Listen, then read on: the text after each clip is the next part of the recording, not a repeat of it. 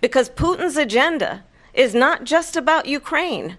Understand why the European allies and our NATO allies are so thankful that you are no longer president, and that we understand the importance of the greatest military alliance the world has ever known, which is NATO, and what we have done to preserve the ability of Zelensky and the Ukrainians to fight for their independence.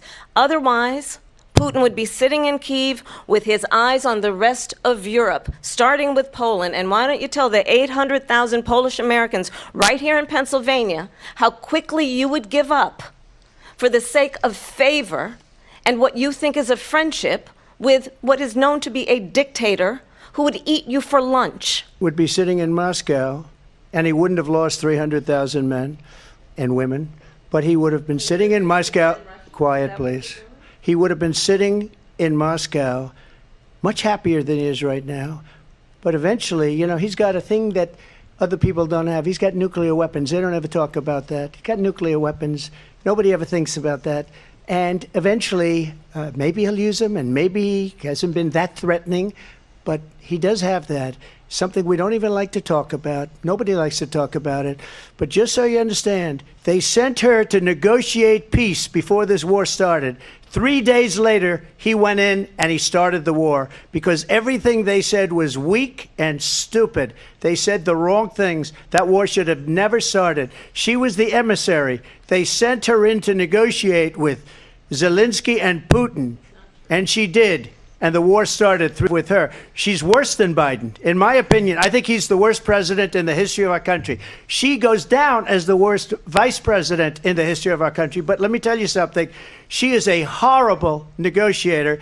They sent her in to negotiate. As soon as they left, Putin... And I said it at the beginning of this debate, you're going to hear a bunch of lies coming from this fellow. And that is another one. When I went to meet with President Zelensky, I've now met with him over 5 times. The reality is it has been about standing as America always should, as a leader upholding international rules and norms, as a leader who shows strength, understanding that the alliances we have around the world are dependent on our ability to look out for our friends and not favor our enemies because you adore strongmen instead of caring about democracy. And that is very much what is at stake here. The President of the United States is commander-in-chief, and the American people have a right to rely on a president who understands the significance of America's role and responsibility in terms of ensuring that there is stability and ensuring we stand up for our principles and not sell them for the benefit of personal flattery. Amazing thing I've ever seen. He got these countries, the 28 countries at the time, to pay up. He said, I've never seen, he's the head of NATO. He said, I've never seen. For years, we were paying almost all of NATO. We were being ripped off by European nations, both on trade and on NATO. I got them to pay up by saying one of the statements you made before, if you don't pay, we're not going to